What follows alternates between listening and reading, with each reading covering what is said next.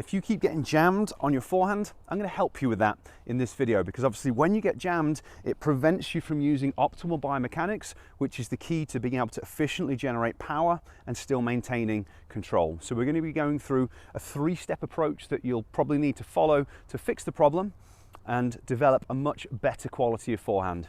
I hope you enjoy the video and find it beneficial. If you do, really appreciate it if you could give me a thumbs up. And if you enjoy this type of content, really appreciate it if you could subscribe to my channel as well. So if you're getting jammed, it means you're getting too close to the ball. So to solve this, you need to focus on being further away from the ball. And you actually need to make it a priority within your practice.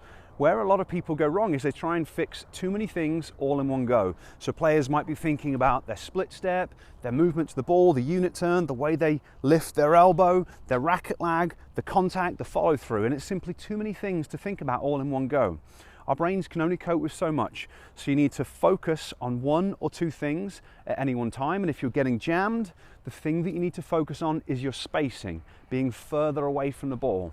And you have to structure your practice in a way to allow that, and then focus on it all the way through the practice. So that as the ball is coming cross court, if you're doing a cross court forehand to forehand rally, you're thinking, okay, where's the ball going to land and how far away from that do I need to be? If it's coming into your body and you're trying to hit an inside out forehand, again, you've got to think about creating that space, becoming mentally aware of the space that you need, and then focusing on it. And you have to focus on it for a period of time until it's done.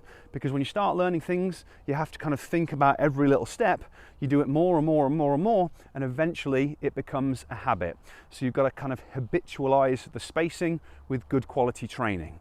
That's the first kind of part to it, is the prioritizing it within training. But then we've got a couple of things that are going to limit your ability to do that. So that's what we need to talk about now. And the first one is going to be your footwork and movement to the ball. The next piece of the puzzle is going to be the footwork, because every single shot you deal with is different. So now you've got the awareness of focusing on your spacing, but you need to have the correct footwork in order to be able to make all the necessary adjustments to set up the right distance from the ball. And if you watch high-level players play, it's one of the big things that separates them. The footwork is dramatically better. They're generally taking a lot of little adjustment steps to help them optimize their positioning.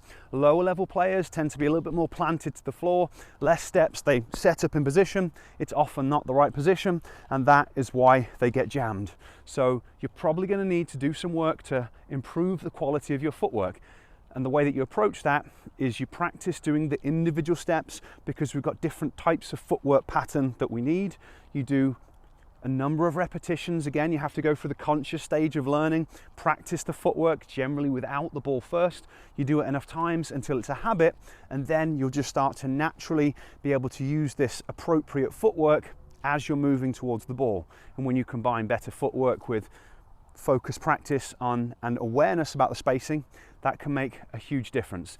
Instead of going through different footwork patterns here, I've made another video that's going to go into a lot more detail and give you some kind of flow steps that you can work on that's really going to help with this. I'll place a link to that down in the description, because what we need to talk about now is the thing that holds most players back, and something that you will almost certainly have to address, and that's your ability to accurately read and predict where the ball's going. So in order for you to set up in the right position, and in order for you to use the correct footwork pattern, you have to know where the ball is going. And this is where it becomes problematic for a lot of people, because the vast majority of players' visual systems aren't capable of accurately and quickly reading and predicting where the ball is going, so that then they can set up in the right position. So hopefully it makes sense that if you can't predict where the ball's going, it's going to be really hard to know how far away you should be from the ball, which makes it hard to use the footwork. The good news though is that vision is very trainable.